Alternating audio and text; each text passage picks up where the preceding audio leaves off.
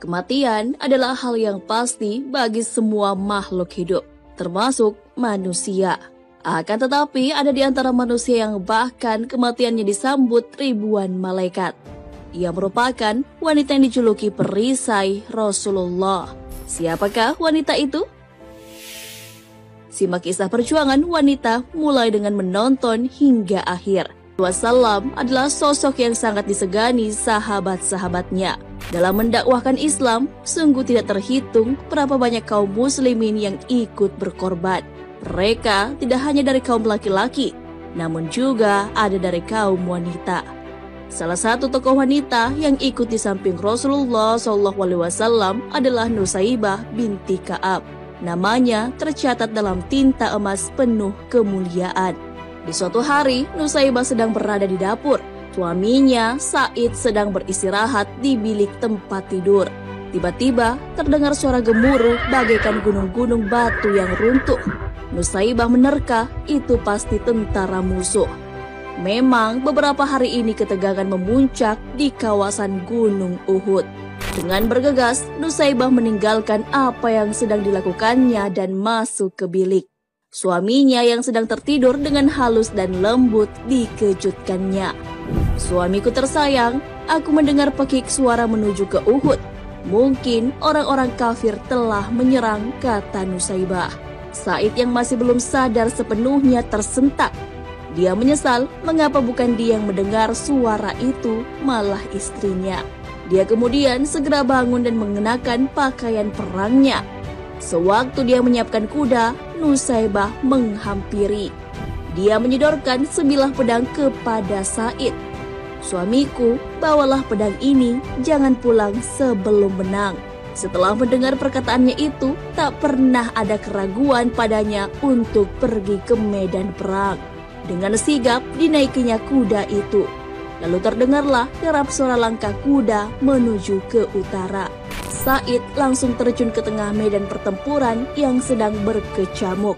Di satu sudut yang lain, Rasulullah SAW melihatnya dan tersenyum kepadanya. Senyum yang tulus itu semakin mengobarkan keberanian Said. Di rumah, Nusaibah duduk dengan gelisah. Anaknya bernama Ammar yang baru berusia 15 tahun. Dan Sa'ad yang 2 tahun lebih muda memperhatikan ibunya dengan pandangan cemas. Ketika itulah, tiba-tiba muncul seorang penunggang kuda yang nampaknya sangat gugup. "Ibu, salam dari Rasulullah SAW," berkata si penunggang kuda. Suami ibu, Said, baru saja gugur di medan perang, beliau syahid. Wanita yang bersahaja, Nusaibah, tertunduk sebentar. "Innalillah," gumamnya. "Suamiku telah menang perang, terima kasih ya Allah." Setelah pemberi kabar itu meninggalkan tempat, Nusaibah memanggil Ammar. Ia tersenyum kepadanya di tengah tangis yang tertahan. "Ammar, kau lihat ibu menangis? Ini bukan air mata sedih mendengar ayahmu telah syahid. Aku sedih karena tidak memiliki apa-apa lagi untuk diberikan bagi para pejuang Nabi. Maukah engkau melihat ibumu bahagia?" Ammar mengangguk, hatinya berdebar-debar. "Ambillah kuda di kandang dan bawalah tombak. Bertempurlah bersama Nabi hingga kaum kafir terhapus," kata Nusaibah. Mata Ammar bersinar-sinar. "Terima kasih ibu, inilah yang aku tunggu sejak dari tadi. Aku ragu seandainya ibu tidak memberi peluang kepadaku untuk membela agama Allah." Putra Nusaibah yang berbadan kurus itu pun terus menderapkan kudanya mengikuti jejak sang ayah. Tidak terlihat ketakutan sedikit pun dalam wajahnya. Di hadapan Rasulullah SAW, ia memperkenalkan diri. "Ya Rasulullah, aku Ammar bin Said. Aku datang untuk menggantikan ayahku yang telah gugur." Rasulullah SAW terharu memeluk anak muda itu. "Engkau adalah pemuda Islam yang sejati, Ammar. Allah Subhanahu wa Ta'ala memberkatimu." Hari itu pertempuran berlalu cepat. Pertumpahan darah berlangsung hingga petang. Pagi-pagi seorang utusan pasukan Islam berangkat dari perkemahan di medan tempur. Mereka menuju ke rumah Nusaibah. Setibanya di sana, wanita yang tabah itu sedang termangu-mangu menunggu berita. Ada kabar apakah gerangan?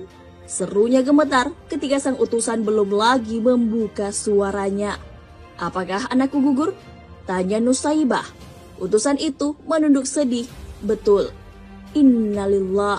Nusaibah bergumam kecil, ia menangis. "Kau berduka, ya Ummu Amar?" tanya utusan. Nusaibah menggeleng kecil. "Tidak, aku gembira.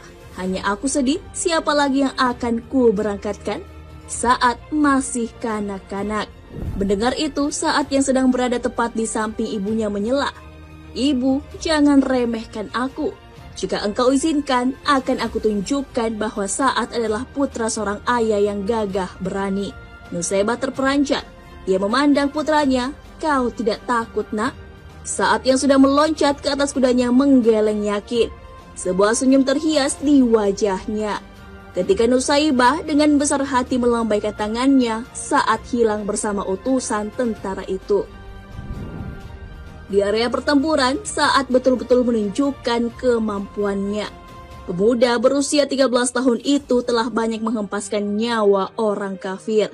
Hingga akhirnya tibalah saat itu, yakni ketika sebilah anak panah menancap di dadanya. Sa'ad tersungkur mencium bumi dan menyerukan Allahu Akbar. Kembali Rasulullah SAW memberangkatkan utusan ke rumah Nusaibah. Mendengar berita kematian itu, Nusaibah meremang bulu tengkuknya.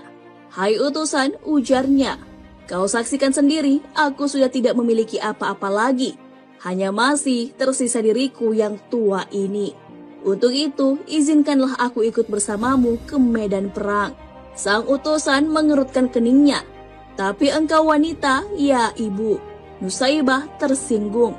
"Engkau meremehkan aku karena aku wanita? Apakah wanita tidak ingin pula masuk ke surga melalui jihad?" Nusaibah tidak menunggu jawaban dari utusan tersebut. Ia bergegas menghadap Rasulullah SAW dengan mengendarai kuda yang ada.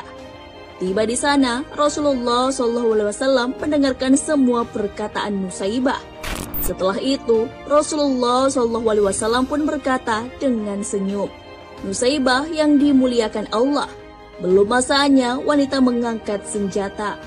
Untuk sementara, engkau kumpulkan saja obat-obatan dan rawatlah tentara yang luka-luka. Pahalanya sama dengan yang bertempur."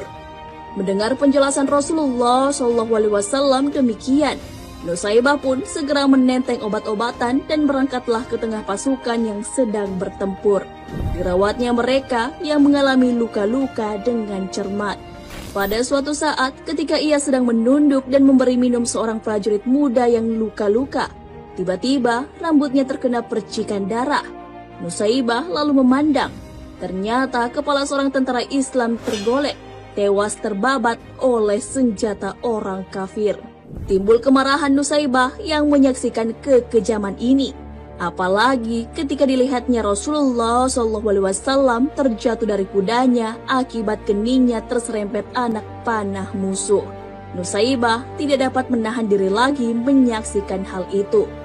Ia bangkit dengan gagah berani. Diambilnya pedang prajurit yang tewas itu. Dinaiki kudanya, lantas bagaikan singa betina ia mengamuk. Musuh banyak yang terbirit-birit menghindarinya. Puluhan jiwa orang kafir pun tumbang. Hingga pada suatu waktu, ada seorang kafir yang mengedap dari arah belakang dan langsung menebas putus lengan kirinya. Nusaibah pun terjatuh terinjak-injak oleh kuda.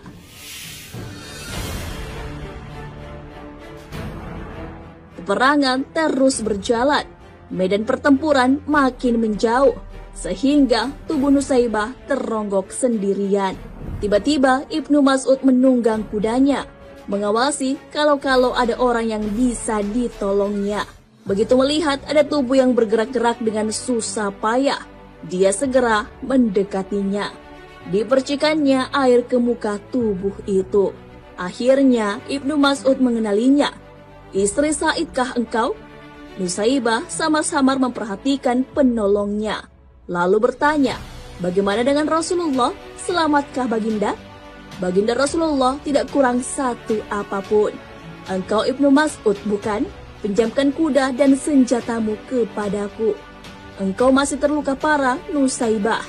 "Engkau mau menghalangi aku untuk membela Rasulullah?" kata Nusaibah. Terpaksa Ibnu Mas'ud menyerahkan kuda dan senjatanya. Dengan susah payah, Nusaibah menaiki kuda itu, lalu menderapkannya menuju ke medan pertempuran. Banyak musuh yang dicungkir balikannya. Namun, karena tangannya sudah buntung, akhirnya tak ulung juga lehernya terbabat putus oleh sabetan pedang musuh. Gugurlah wanita perkasa itu ke atas pasir. Darahnya membasahi tanah yang dicintainya. Tiba-tiba, langit berubah mendung, hitam kelabu. Padahal tadinya langit tampak cerah dan terang benderang. Pertempuran terhenti sejenak. Rasulullah SAW kemudian berkata kepada para sahabatnya, "Kalian lihat langit tiba-tiba menghitam, bukan? Itu adalah bayangan para malaikat yang beribu-ribu jumlahnya. Mereka berduyun-duyun menyambut kedatangan arwah Nusaibah, wanita yang perkasa. Subhanallah, Allahu Akbar, Allahu Akbar, Allahu Akbar."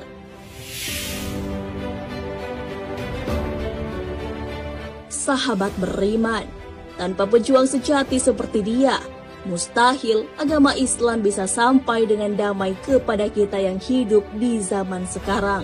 Semoga Allah Azza wa Jalla menempatkan mereka di surganya di samping Rasulullah SAW. Amin.